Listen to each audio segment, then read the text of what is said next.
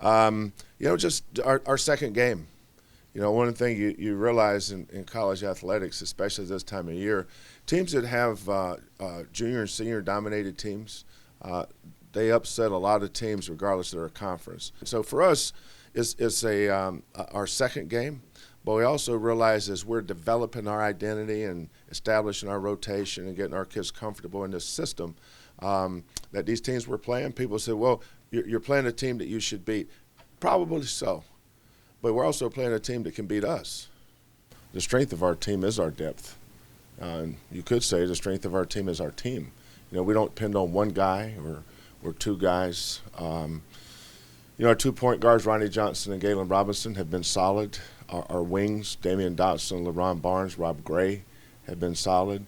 We have 3-4s in Devontae Pollard, Xavier Dupree, Chicken Knowles, and we have 2 5s in Kyle Meyer and Bert Colley. So, we can play a lot of people. I'm sure as the season goes on and we get closer to conference season, rotation will shrink, as it always does. But right now I'm going to give everybody a chance to play and a chance to show they can help us win. The ones that are consistently good, that fit in with what we're trying to do, are the ones that when everything shakes out, they'll be there. But now that we've built this new development center, the Guy V. Lewis Basketball Center, now that all of a sudden puts us on a little more level playing field. Now we can go out and compete in the recruiting wars that we have to go through.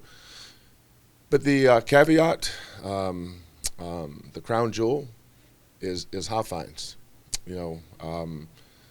Obviously been built and still in there since the late 60s. A change needed to be made probably 20 years ago. But my hat's off to President Couture, Hunter, our Board of Regents, chaired by Tillman Fertitta. Everybody involved in that decision recognized the need for Hofheinz to be changed.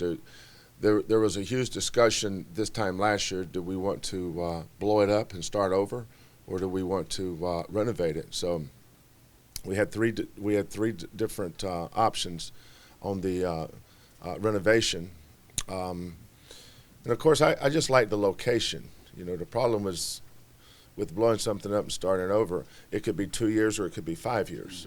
There's so many moving parts that are fluid that you can't control when you start with a brand new arena.